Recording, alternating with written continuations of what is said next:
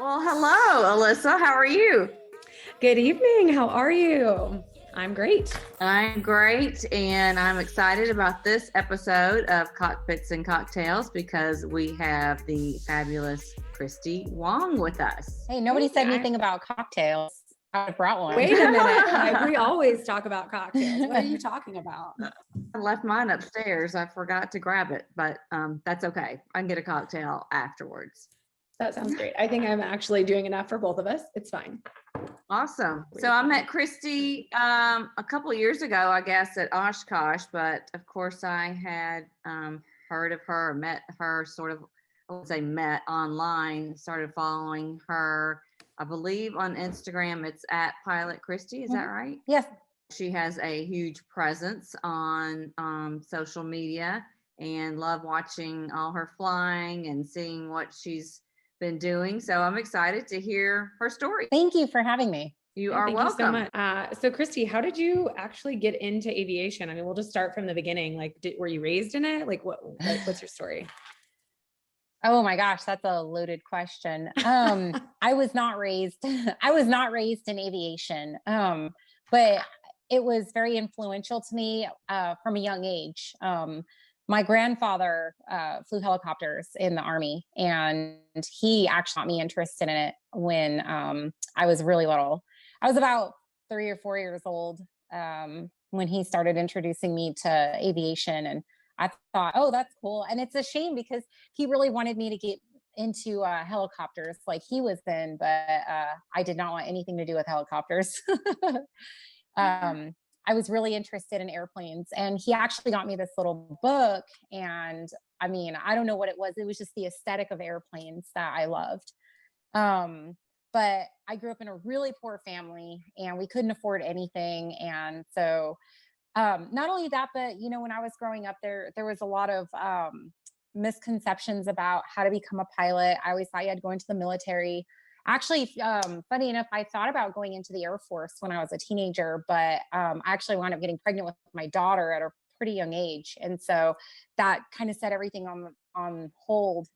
I just never, I never like let that dream die. I got to a point where I could finally afford flight training, and I looked into it really seriously a few years ago and decided, you know what? Let's go for it.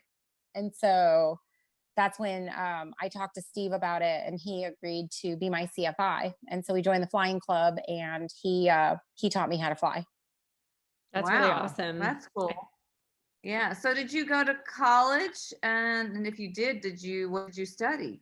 Or what was your path after high school, if it wasn't aviation? So I did go to college. I actually got degrees in general studies, education with a science emphasis, and then medical biochemistry. Wow. Okay. And then you were how old when you actually started flying? You started your flying class? 34. Okay. I love it. I absolutely love it. It's just, I think we're all in that same boat where, like maybe, Natalie kind of grew up around aviation a little bit more than I did, but helicopters kind of got me sparked, but we both, did it later in life and after our careers or college and that kind of thing. And I think it's super crazy we're very unique in that aspect that you started this trip later in life. Yeah, no, and once I made that determination or that decision, I was determined. It was like, all right, I'm doing this. Nothing's stopping me. I'm going to go. And I did. It was like somebody just let me loose. And I just over the last, 4 years have gotten all these ratings and everything. And I just haven't stopped. I keep going. Yeah. I think we're very similar in that aspect. Once you get bitten by the bug, you kind of you're all in and you don't really want to stop, and it kind of becomes your life, but you love that, your life. Yeah. So you are CFI, like what are all your ratings? What is your wheelhouse here? I am a CFI, CFII, MEI, ATP. I am type rated in the Embraer 175. I've got SIC type ratings in the Citation 500 series and the Lear 45. Oh my goodness, that's so cool. A jet. Yeah, oh yeah. That's awesome. That's absolutely I'm awesome. actually really fortunate because I've been able to try both. I've been able to do, instructing, corporate flying, and I'm going back to the airline now. So were you kind of put on hold? What was your story with the airlines? I feel like you got on and then did COVID kind of mess that up? And Yep. yeah. So started with American Eagle. I actually I got on last year. I was in the very last training class before they shut everything down. Wow. And so we weren't sure what was going to happen. We were like, oh my God, or were they going to, because in some of the other regionals that some of my friends were at, they were in training and their airlines actually sent everybody home. And wow. so I was terrified that that was going to happen to me. Like, oh my gosh, here I am. You're finally like, there. Yeah. Finally here. To my airline's credit, they did not send us home. They got us through training. So Wow. I was able to get done with my check ride, which gave me my ATP and my type rating in the 175. Okay. But then after that, it got so bad. May, June, July of last year, myself as well as several classes ahead of mine, we were all grounded basically. Mhm. So, we just sat there and waited. Wow. And then they told us, yeah, we're not putting anybody else through IOE right now. Everybody's just kind of, hanging out. Don't call us. We'll call you. Cause if you know me, I was calling them at least twice a week, excuse me. But yeah, so then, unfortunately, what we didn't want to have happen last year happened. And that was on October 1st, when that first stimulus package ran out, they furloughed us. And so 227 of us at my airline were furloughed immediately. And we've been slowly recalled. We're being recalled currently. The first class started at the beginning of May of this year. And I actually in the last class to go through, because I was the last class that went through, last year. And we go through July 26th is when my class starts. So back in training during the week of OSH. Yeah. Oh, bummer. Well, I'm excited for you, but bummed that we won't get Yeah. Yeah. What a like exciting factor that is like womp womp. Yeah. I know. It's funny. I've talked to Dan Milliken, my co-host, about it, and he wants to try to incorporate some of the stuff, like while I'm in my hotel room or whatever, like just, like Christy updates and whatnot as I go through training. So I'm going to talk this next week and see how we can make that happen. So what are you talking about when you say your co-host Dan? Oh my gosh. This is probably one of the most fun stories I think about me. How I accidentally became a YouTube celebrity. Accidentally. So I'm telling you, so I was a student pilot. I had started garnering like, I want to say notoriety within the North Texas aviator community. I got really involved in the flying club. Really, I just wanted to help people. Guys, here I was 34, 35. I just got my private pilot certificate. I was so excited to be in aviation. Like this was my entire lifelong dream of wanting to fly airplanes. And here I was, I'm super excited. And I guess that excitement was kind of rubbing off on people. And one of those people that noticed was Dan Milliken. Dan actually runs his own production company. That's what he does for like his day job. He does a lot of corporate type videos and stuff. And he was just starting this channel called Taking Off. And he reached out to me and he's like, I had gotten my instrument rating and I was working on my commercial single. And he was like, hey, I'd really like you to come on the show. I think you'd be a really, positive presence. And I was like, 3 weeks away from my check ride. So I was like, sure, whatever, man. So I go up and do this episode with them. And we actually had a really good time. And we had really good chemistry together on camera. But I was super focused and super nervous because, I was getting ready for the big one, right? The commercial check ride. And after we filmed that episode, he actually told me, he's like, if you pass your commercial check ride, I will hire you for your first job as a commercial pilot. I'll pay you $200 and we'll go fly. We'll go do some aerial photography for a client of mine. And I'm like, sure, whatever, man, Yeah. you know. Well, he kept his word. I passed my check ride and he reached out to me and he's like, I want to be your first paying gig. And so he did. We went flying and I did the aerial survey for him and he paid me. He was my first, paid employer or whatever, Yeah. even though it was just a little contract thing. And so he reached back out to me a couple weeks later. He's like, hey, so I've been wanting to do this show called In a Hangar and I want you to be my co-host. And again, I'm working on my multi-commercial at this point, and I'm just kind of like, okay, whatever, where are we filming this? Your mom's basement? Like, Yeah. But I mean, we sat down, he kind of threw together some ideas. He's like, yeah, basically just show up, wear the leggings because everybody on North Texas Aviator recognize you for the sectional leggings, blah, blah, blah, whatever. So I show up to the studio and it's like a legitimate thing, like a studio, like Natalie, you've been there, Yeah. Yeah. like I showed up that first time and I was like, oh, okay. Oh my goodness. Yeah. I was like, I have no clue what I'm doing. But so what we did was that first season was shot over 2 days. We filmed like 20 something episodes over 2 days. And every 6 months, basically that's what we did. And it's gotten progressively better with each one. We've definitely learned through each one. We've gotten sponsors. We're actually, driving in revenue. So that helps us pay for the show. We're able to pay for the crew and everything now. We've been doing it for, oh my gosh, 3 years now. Yeah. And so we do a segment called Taking Off. So that's like, we do like the little mini studio shoots, the little news rants that Dan likes, in the cockpit type, like on the scene. And then we do another segment called In the Hangar. And that's where we bring in really awesome guests like Natalie. We bring them on and we interview them actually in the studio. And that is, like I said, Natalie, you've been there. It's crazy. It's really like, it's legit. Like, all right, guys, it's like back to back to back. All right, wardrobe changes, go, come back. We need you on set in, 5 minutes. And all right, who am I interviewing next? Okay, great. Who is this person again? Okay. And there's this balance between, I want to know about this person before they come on the show, but I don't want to know too much. Cause you don't want to like steal your thunder. Dan has a phrase for it.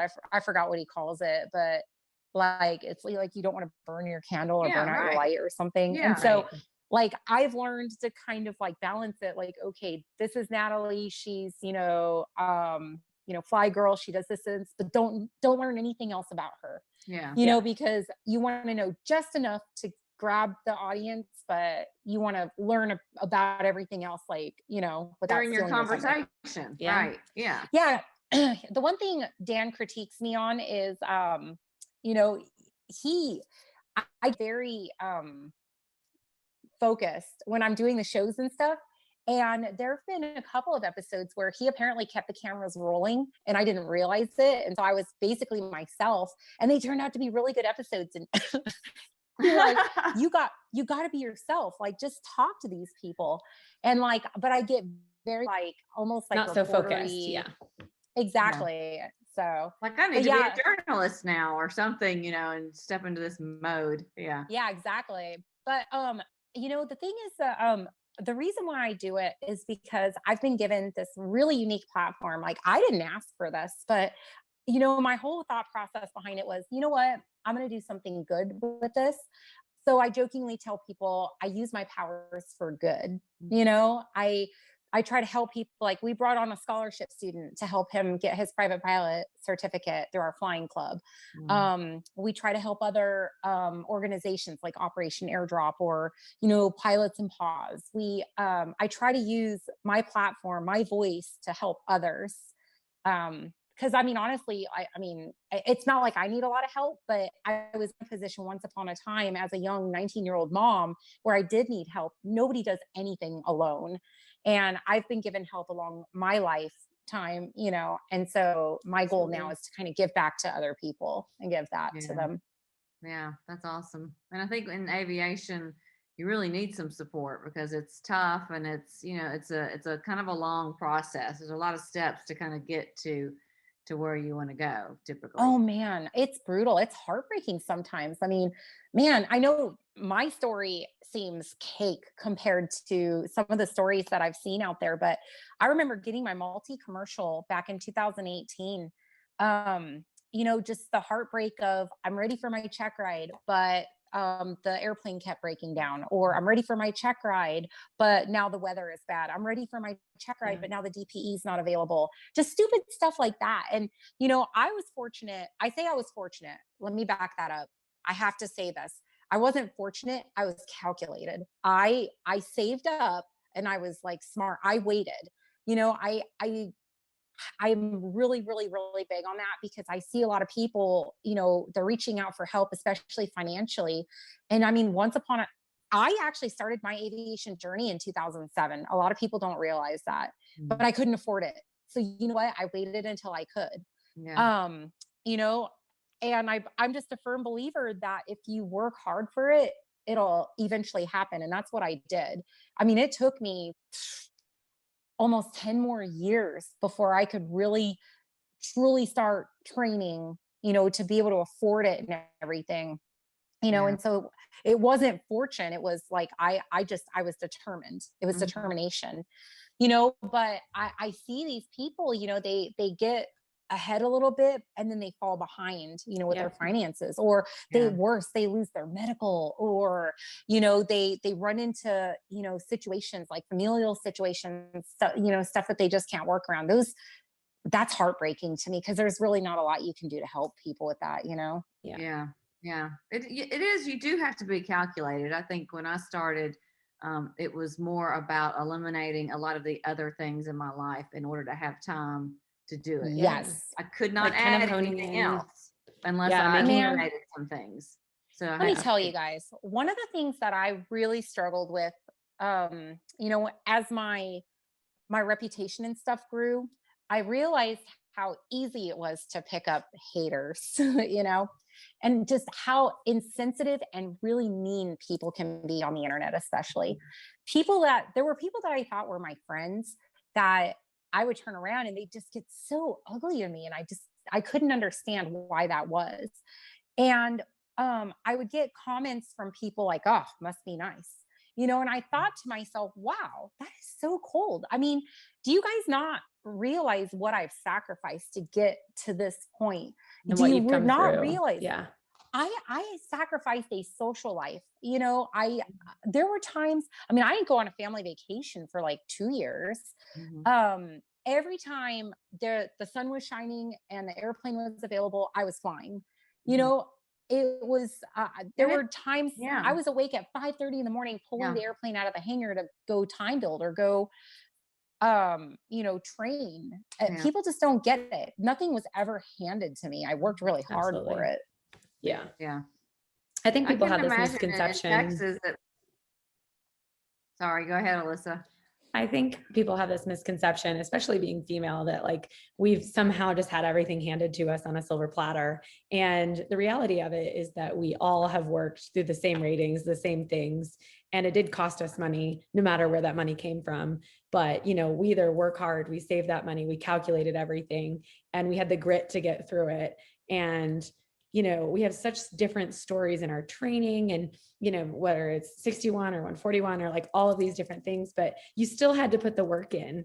And, coming absolutely. from a poor background or, those kinds of things, like it's, I wasn't raised with a lot of money, but yes, I'm a pilot. Like it's what you're focused on and what you make a priority. And I think people just on the computer can be very harsh and not see your past, and they just see what they see online and see that, oh, she's flying airplanes, she must have all this money and she must just have it all together, when in reality we're like working 3 jobs and being up at 3 a.m. and doing all of these things. And it's our passion. I drive a 2004 Honda Pilot that I affectionately named Rhonda the Honda. But I've owned that car and it's been paid off for years and years and years. In 2017, it was like, do I buy a new car do I buy an airplane? And you know what I mean? So like I made personal sacrifices and personal choices. So I've still got Rhonda the Honda that I love and adore, my little hail dented Honda Pilot. But I also own a fabulous little Piper Warrior because I was able to take the money that I would have otherwise spent on a new car and buy an airplane with it, you know? Right. Yeah. It's all about those choices. I've got friends of mine that I've seen make choices. They choose to do other things in lieu of flight training or whatever. And then they want to get persnickety with me because I've gotten ahead, but that was my choice. You made your choice, Right. you know? Yeah. Well, and it even I does think take you're, sacrifice. your Warrior, I believe you have in like a flying club and like a lease back kind of opportunity. Yeah. So people don't realize that those opportunities are out there. And so it's kind of probably helping you pay for the maintenance or helping with something to be able to afford the airplane and be able to, you know, fly yourself. It does. It helps offset the cost of ownership, but there's pros and cons to it. I mean, I have to share my stuff, but at the same time, it allows me the opportunity to own an airplane. So it's like, again, it's all about sacrifices and the choices that you make in life. That's it. Yeah. True. Online community can be rough. I just always try to think they don't know my backstory, you know, if they say anything, and to try not to take it personally. They have their own issues, and everybody's got issues and that they're dealing with, and maybe they're taking it out on me that day, whatever. So, you know, I don't know. I think that's a true story, tough. like testament of their personality and not you at all, you know, and I've had to learn that over the years, especially. And, you know, there's going to be those haters, but you just kind of have to let it roll off. And I just kill them back with kindness because it does me no good to get ugly back. I just, you know, really like my standard response is normally like, dude, you could use a hug or something like that. Yeah, right. Exactly. I like the thumbs up method. Yeah. Yeah. Thanks. Yeah. Okay, so I am curious. We've had a couple of other pilots on that have gone to the airlines, but you know, I've never really asked, like, specifically what is involved in the training to become an airline pilot. Okay. So when you first go into training, you go through a week of what's called indoctrination.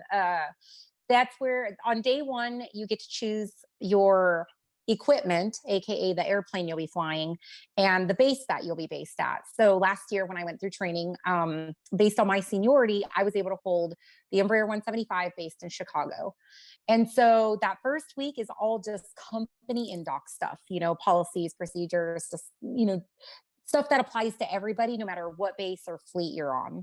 And then after that, you get split up into your groups where you'll be training with people who are on the same fleet as you are. So then you start ground school, and ground school is anywhere between, you know, 2 to 4 weeks.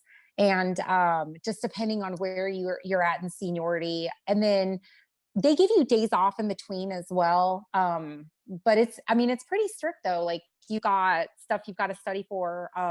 You've got like a knowledge validation, you've got systems tests that you have to take and everything. You're basically learning the airplane from the inside out, because as a pilot, obviously, I mean, you're up there. If something goes wrong, you're the one that's got to diagnose it, fix it, get it to the ground safely, you know, et cetera. And then once we get done with the ground portion and we've passed that section of it, then they send you to simulator training. And that's usually like 10 sessions. They're 4 hours each. So it's, and you're usually with a sim partner. And so they usually will, I say focus, they'll focus on both of you during the, you know, entirety of the 4 hours, but you'll train for 2 hours, take a quick break, train for another 2 hours. There's a pre like brief section, and then you do your post debrief afterward, usually with each one. And then at the end of those sessions, you'll do typically like a check ride, a maneuvers validation, and then you'll do, excuse me, like line experience check ride. And so basically you're taking off from gate to gate in the simulator. They give you a flight plan and they're like, here, go fly this flight plan. And then you'll go from like airport A to B and then from B to C, but then somewhere along the way, something goes wrong. There's some issue. And yeah, there's an issue and you need to work together as a crew. So like, it's literally a ride or die scenario. You ride as a crew, you die as a crew, you know, and because that's the way it's going to be in real life. Yeah. So it's really, really important that you have a good, like a really good rapport with your sim partner. Do you get to pick your sim partner?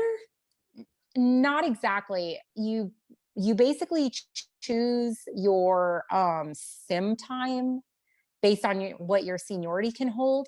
And then you and your sim part, there's 2 per, slot. So like if you're, DFW at 10 a.m. and there's 2 of those slots available, it's just whichever 2 people choose that. Okay. What if your sim partner is like terrible? It's been known to happen. I got really lucky last year because my sim partner and I, man, we hit it off right away. We were both like, oh my gosh. And it turns out that we had a lot of friends in common. We didn't know each other before then, but we had a lot of friends in common. And so we clicked. And so we'd study together. That's a big part of it too, is, you've got a built-in study buddy, basically. Yeah. I've heard horror stories of people whose sim partners didn't want to study, didn't care. They were doing an upgrade. And they were kind of left in the lurch. They were kind of there by themselves. That's And my advice for anybody, if you're ever in that situation, is just make sure that you're communicating with the sim instructors. Make sure you're communicating with the training managers and whatnot, so that they know that you're basically doing this on your own. Because realistically, you shouldn't be doing it on your own. You've got a partner for a reason. Right. Yeah.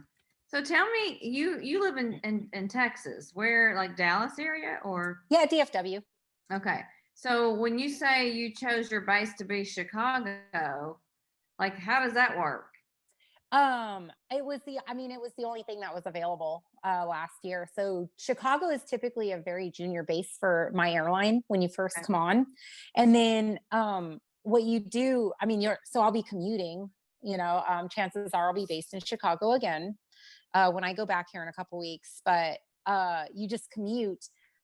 And then every couple months or so, they do vacancies and displacements. So they basically will say, there's 60 DFW openings. And so you can bid for it. You can bid, people will bid to transfer. And then based on seniority. Mm-hmm. So that would be ideal, but you wind up back in DFW at some point. Oh yeah. I'm hoping I'm back in the next 6 months. So, but until then, I get to commute to Chicago. Yeah. The great thing though about Chicago is that there's a ton of flights between DFW and there. So I don't think it's going to be that bad. Commuting is never great. But it could be so much worse. Yeah. Yeah. Chicago should be pretty easy to get to, especially from DFW. Mm-hmm. Yeah. You've got, American, Spirit, you've even got Southwest that will go, to Chicago, worst case scenario. There's a bunch of different options. So I'm not too terribly worried about it. So are you going through all the training all over again, or because you'd already passed the check ride?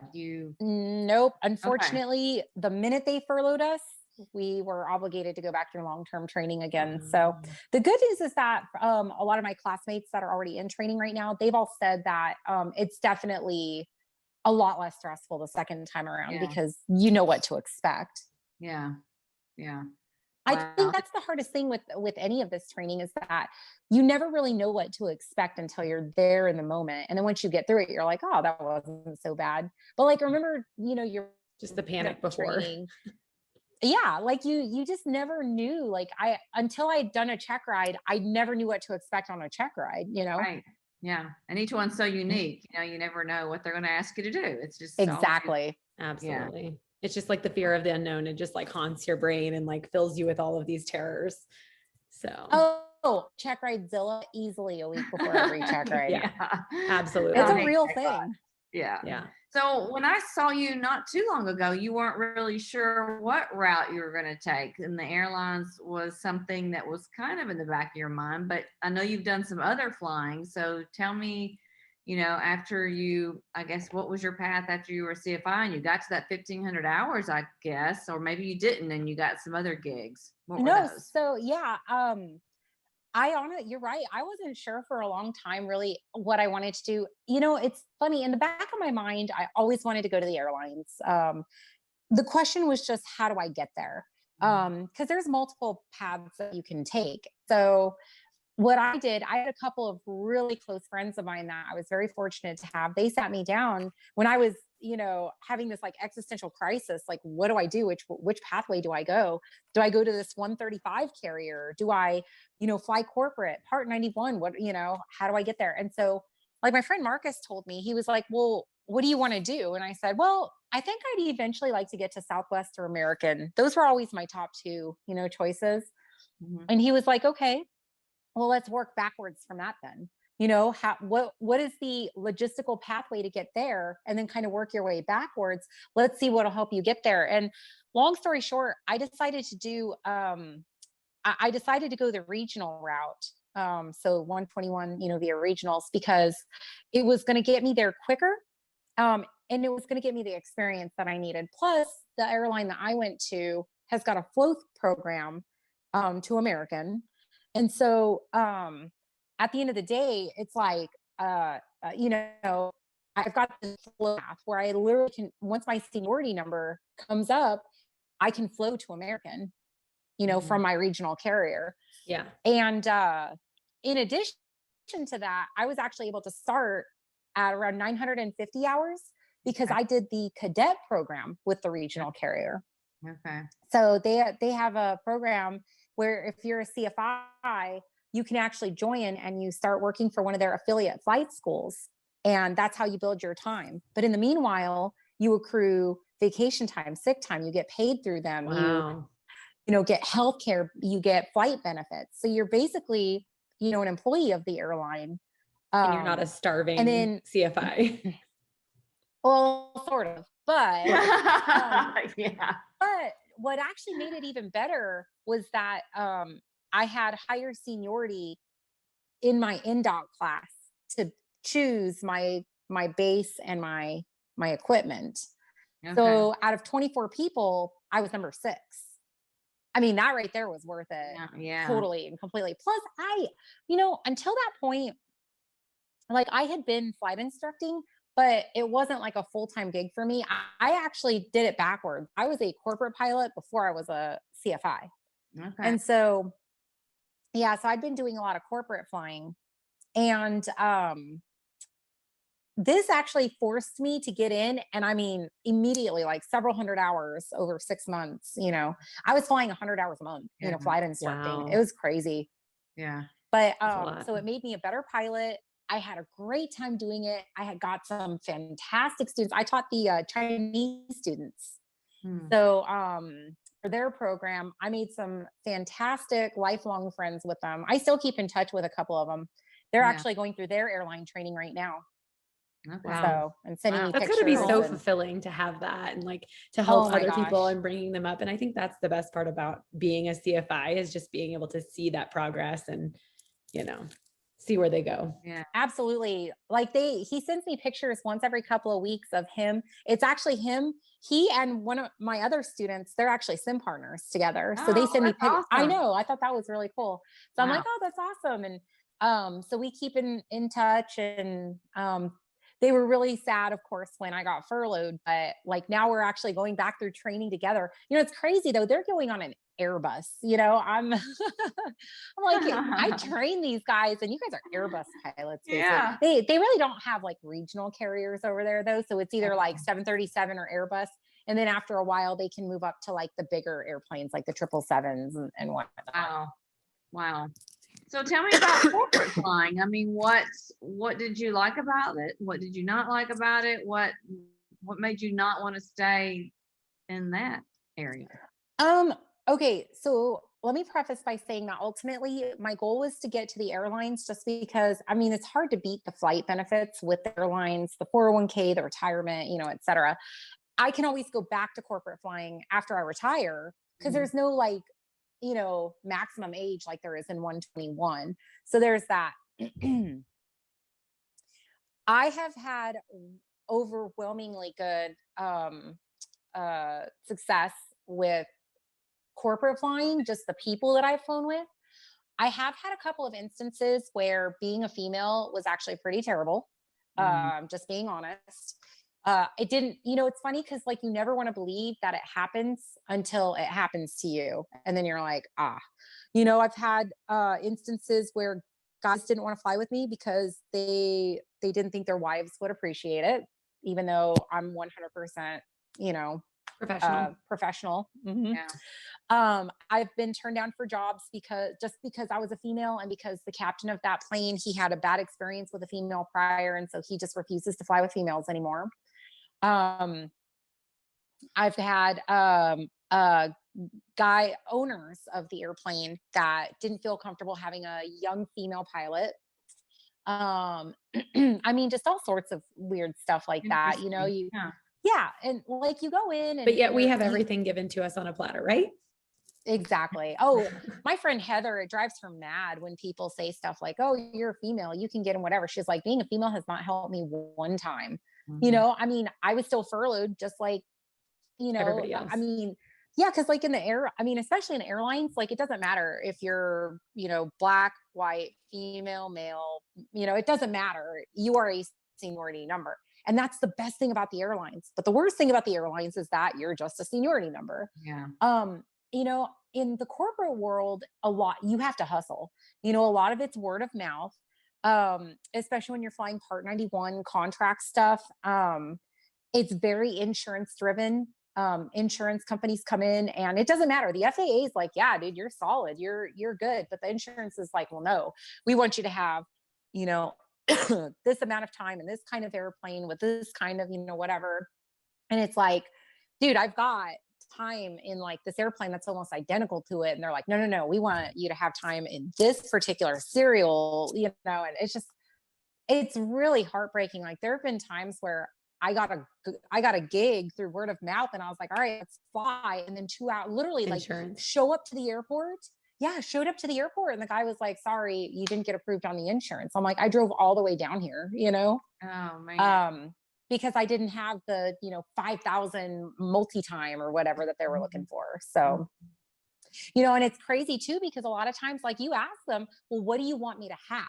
Like, what do you need us to have in order to fly this plane? And the insurance is like, we don't know, just fill out the insurance form and we'll get back to you. I mean, what does that even mean? Yeah. Exactly. No, it's so dumb. But, I think at the end of the day, I was able, but I will say, like I said, I had a lot of really, really great experiences overwhelmingly on the corporate side. The citation that I've been flying pretty regularly since I got furloughed, they're a wonderful family, and the captain I fly with is amazing. And I learned a lot. I call the citation like the perfect starter jet. It's such a fun, easy airplane to fly. It's a perfect airplane to get in and get some jet time and really build up your skill set. I've been really, really, really fortunate because I know that not everybody's been given those opportunities. But at the end of the day, I want, when something happens economically or whatever, the flight department, the airplane is the first to go. Yeah. That happened to Steve. I mean, that's why Steve got out of aviation in 2011. It's like here today, gone tomorrow. Yeah. And at least with the airlines, airlines come and go, but there's a little bit more stability there. Yeah. A little bit. And it takes a little while, and you can kind of see it coming somewhat, probably more so than with the corporate. If they have any financial issues, then the plane and that kind of travel is the first thing to go.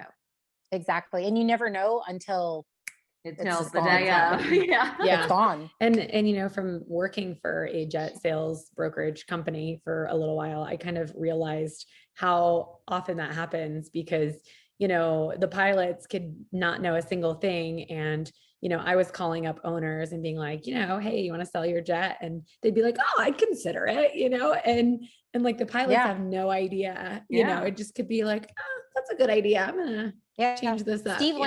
Steve landed one night and was called into the office the next day. Wow. Wow. You know, it's just, and that's what I'm saying. Like it literally happens just like that, you know? Yeah. And it's like, uh, to me, that kind of instability, I mean, that's why people say like this industry will break your heart. You know, Yeah. it gives and it taketh away. Like, Yeah. oh, Yeah. True. So what did you became a CFI. Did you pretty much quickly, I mean, go through your ratings, private, instrument, commercial, multi, CFI, CFII, or did you have like some breaks there, or how was your whole, all your training and education throughout? I was pretty much one to the next. When I made the determination to start flying, let's see, it was like every 5 to 6 months I was getting a new rating. I was Yeah. also working full time, so I was an allergy specialist working for an allergy company. Okay. And when I made the decision to start flying, I mean, let's see, Steve started training me at the end of February of 2017. I had my private pilot July of 2017. I got my instrument December of 2017. The airplane went down. I started training for commercial. I actually did take about a month off because the airplane went down for annual. And so that and the bad weather and stuff, usually January, February-ish, you know. But I had my single commercial July of 2018. 2 months later in February of 18, it's when I got my multi-commercial. I started flying corporate pretty quickly. And then 3 months later in December of 2018 is when I got my CFI. And then, like I said, I was flying corporate a lot. And I wanted to get my CFII, but I was working, like I was flying so much. I was flying a jet. I was flying a Bonanza. But I finally did in May of 2019 is when I got my II. And then that's when I decided to go to the cadet program. Yeah. And then actually that's where I stopped basically after that. I only just got my MEI last week. So That's awesome. it had I been, thought I saw that actually. I was like, I feel like she just got that not that long ago. I did. Yeah. I wasn't going to get it. And then it's actually kind of a funny story. So Krista Morrison from the Girls in Flight Training, she had asked me if I would be part of a calendar. And so I submitted a photo and she put on there Christy Wong, ATP, CFI, II, MEI. And I went, whoa, hey, she published it. They sold it. They made, you know, everything. They raised money for scholarships. And I was like, hey, this is a great calendar, except I'm not an MEI. And she was like, oh, well, now you have to get it. Like, well, That's okay, funny. then. Exactly. And then I actually applied for a scholarship at the beginning of this year, which I didn't get. And then I was kind of like, well, do I want to get it? And then I was peer pressured by a couple of friends. And at the end of the day, I decided to go ahead and get it. Cause I thought, you know, you just never know. I might be able to use this. Right. It might just be resume fodder for now, but that's okay. I could also utilize it to help somebody in the future. So that's why I got your it. best foot forward. And I think that's way important. And like having that drive just proves to you that you didn't just get there on accident, you know? Yeah, exactly. I was like, well, I'm bored. I might as well. No, I'm just well, more training never hurts, right? Exactly. It absolutely. It had been a minute since I had flown a twin piston. Actually, I've been flying turboprops and jets, but I had not been in a twin piston, God, in like 2 years or longer than that, I think. So it was fun getting back up in it, you know, felt like riding a bicycle. Yeah. Awesome. So you have a plane, but it sounds like you do a lot of flying for work. When do you have time to fly your own plane for fun? Oh gosh, I do. Well, right now she's still down for annual right now. I'm getting a couple of big ticket items done. I need to get the wing walk redone on it and stuff. And I'm getting the rudder reskin. So those are kind of big things, but yeah, I mean, shoot, if the airplane were up, I would have ran out today and gone and flown her. It was a beautiful day out. Yeah. But yeah, just whenever I get the chance, I'll go grab the airplane and drag her out of the hangar. So I know you have a son and you mentioned having a daughter. Do either one of them like to fly? They have any kind of dreams of getting into aviation? So my daughter, Emily, is, she's expressed some interest, but for her, at least right now, it's not interest enough to exert the effort for it. Yeah. I'm kind of letting her find her own way. She's 19. She'll figure it out, you know? Yeah. I'm just letting her live her life and figure out her own way. And, yeah, she'll be fine. She's got a good head on her shoulders. Mitchell, who just turned 9 years old, is not interested in flying at all right now. He's very, very timid and very like, so he doesn't like turbulence. He doesn't like going up. He doesn't like coming down. He definitely doesn't like stalls. So I'm hoping, I'm hoping that in a few years he'll get used to it. But usually what I'll do is I'll fold up like the little storage blankets on the seat. I stick him in the left seat, and then I fly from the right seat, and I let him go flying. Yeah. And then he goes and tells all his little friends that he's a pilot. Yeah. So. That's awesome. Yeah. I think inspiring your kids, but not like pushing them into something is like huge. Right. And you have to know when to like, just let them do their own thing. Yeah. Like the opportunity is there. Like I tell Emily, hey, I mean, it's crazy. Like your mom is a CFI and I just kind of a big deal, happen to own an airplane. Yeah. So she knows that it's there, but I also think that's kind of like the enticement. She knows that it's always there. It's always there. Yeah. So she's not really like, I don't know, if it were me, obviously, and I had that opportunity, I'd jump on it. I know because I did. Right. But I can't, speak on her behalf. She's got to be the one that comes to it. Otherwise, she's just going to be one of these kids that gets pushed through and she'll never truly appreciate it. That's the one thing I don't want. I mean, my thing is, would I like for her to learn how to fly? Absolutely. I think that flying is more than just airplanes. It builds confidence and esteem and everything else. There's a lot that comes with it. But more than just learning how to fly, I want her to enjoy it and appreciate it. And she's not going to get that if I push her. Yeah, that's absolutely true. I have similar. My older son was always interested in flying when he was a kid. He's 21 now. And I'm like, I could teach you to fly. I'm a CFI. And, it's like, you have access to a plane, but I'm not going to force him. And he has to have some kind of skin in the game somewhat, Exactly. He's got to want to work for it because I can't just, hand it to him. And he's got to actually want it and work for it. Yeah, absolutely. Agreed. Yeah. Well, cool. So what do you have to say? Tell everybody where they can find you on your show, the YouTube show, and on all the social media places. You can find us on YouTube at www.youtube.com/takingOff. You can also find me on Instagram at Pilot Christy. I'm around Facebook as well, but honestly, my Facebook is more locked down. My Instagram's open though, so anybody can go follow that. Yeah, I love Instagram. It's my favorite. It's the easiest, I feel like. Yeah, so easy.